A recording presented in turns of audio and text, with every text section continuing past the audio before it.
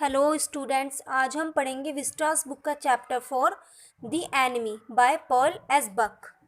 The enemy Pearl S Buck के द्वारा लिखी हुई एक युद्धकालीन स्थिति की कहानी है। ये अमेरिका और जापान के युद्ध के समय की एक कहानी है जिसमें राइटर ने ये दिखाने की कोशिश की है कि एक डॉक्टर किस तरह अपने पेशे और सच्चे नागरिक होने के द्वंद्व में फंस जाता है। वह एक नागरिक का दायित्व निभाता है या डॉक्टर होने के नाते अपने इंसानियत के धर्म को निभाता है। ये एक बहुत ही इमोशनल और रहस्यपरक कहानी है।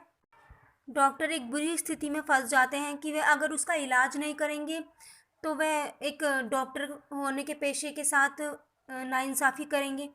अगर वे उसे जनरल टाकिमा के हैंड ओवर नहीं करेंगे तो वे अच्छे नागरिक नहीं कहलाएंगे।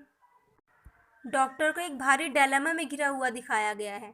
ओके, तो मेन समरी स्टार्ट करते हैं। ये एक जापानीज़ डॉक्टर की कहानी है जिनका नाम है डॉक्टर सदाओ। इनका घर जापानी समुद्र के किनारे ऊपर चट्टानों पर बना हुआ है। एक दिन डॉक्टर अपनी वाइफ हाना के साथ बालकनी में खड़े थे, तभी उन्हें समुद्र में गिरता पड़ता एक व्यक्ति दिखाई देता है।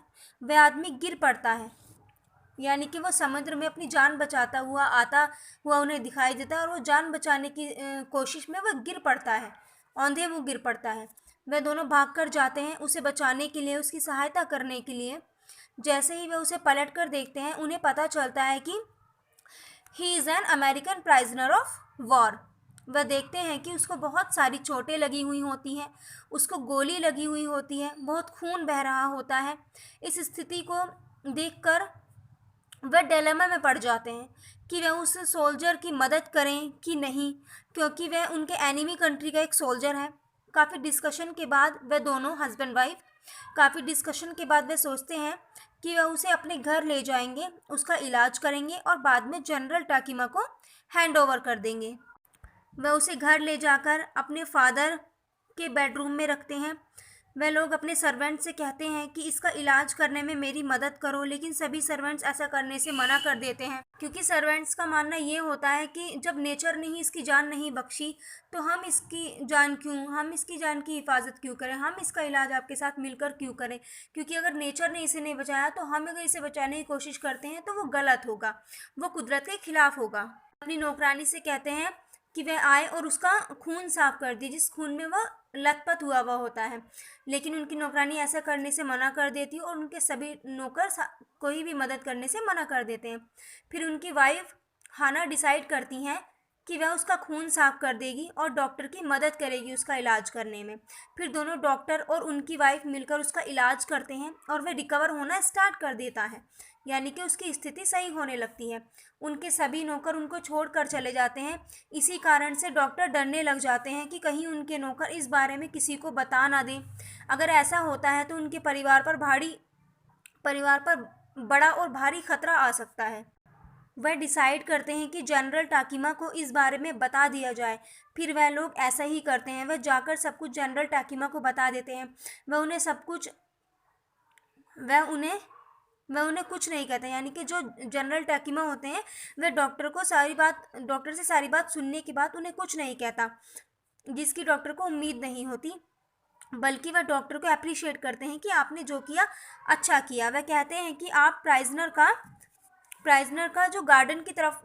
के रूम का जो गार्डन की तरफ वाला गेट है आप उसको खुला रखें, जिससे कि उसे ऐसा लगे कि ये गेट गर्मी की वजह से खोला गया है, जिससे कि उसके रूम में सफोकेशन ना हो। वो कहते हैं कि अगर आप उस रूम का वो वाला दरवाज़ा खुला छोड़ देंगे तो हमारे एसेंस को आसानी से वहाँ जाकर उसे मारने में आसानी होगी। जनरल टाकिमा कहते हैं कि हमारे एसेंस आसानी से वहाँ अंदर घुसेंगे और उसे मार देंगे।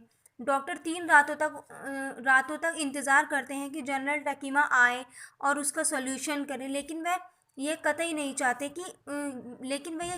चाहते कि उसको प्राइजनर को मार दिया जाए, क्योंकि वो डॉक्टर है, उसके अंदर बहुत मानवता है। वह तो सबकी जान बचाने का काम करता है, वह किसी को कैसे मरते हुए देख सकता था। तो वो बहुत दुविधा में पड़ जाता है। फिर वह डिसाइड करते हैं कि वह खुद ही इसका सॉल्यूशन करेंगे। वह प्राइजनर के लिए फूड, क्लॉथ्स, बॉट और टॉर्च का इंतज़ाम करते हैं और बचाकर और उसकी जान बचाकर उसको भेज देते हैं। फिर वे जनरल टाकिमा के पास दोबारा जाते हैं और उनसे पूछते हैं कि आपने एसेंस को क्यों नहीं भेजा उस प्राइजनर को मारने के लिए। तो जनरल टाकिमा उनको जवाब देते हैं कि मैं बीमार था और भूल गया था। डॉक्टर को ये कोई वैलिड रीज़न नहीं लगता, उन्हें नहीं लगता कि ये कोई कोई खासा रीज़न है जिससे आपने एसेंस को नहीं भेजा।